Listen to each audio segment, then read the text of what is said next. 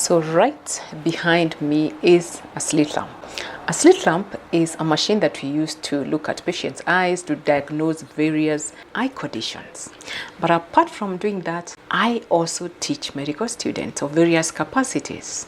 I also teach medical educators how to teach, especially how to use artificial intelligence to make things even better, to teach smarter, and to make sure that they use the latest information out there. So today I want to give you 3 tips that you can use as a medical educator to teach your student, to make the class interesting, to make it fun. So the first thing is not to start with definition. Start with a case. For example, if I wanted to teach on loss of vision, I'd start with maybe a patient I had seen previously who had come to me with lost vision, who had lost vision, and so that the student get to know, familiarize themselves about such a case before even I define. So this makes it more interesting. Tip number 2, teach less but teach it better. Instead of loading students with a lot of information, just give them the few takeaways that they must know,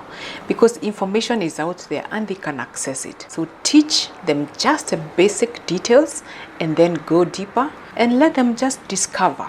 Let them discover the rest, because we have a lot of information out there in the AI, in the internet, in books. They can read some of those things for themselves, but make sure you teach them the fundamentals first. Don't lose them in the details. That thing is, ask them more questions. Don't make it a lecture. Lectures are boring. Don't teach them the way we were taught. Ask more questions. Let it be engaging lecture. Most of these students already know something. They have a lot of information out there, so for sure they know something that you're teaching about. Only they may not know the pathophysiologies and the definitions, but they know something. So ask them more questions, and that helps you to know how much they know and how deep you need to go. So those are 3 tips for you as a medical educator to use to make sure your student get the most out of your lectures. That alone will make your teaching engaging, fun, and interesting for both you and your students. So follow Dr. Lucy AI for more tips on teaching,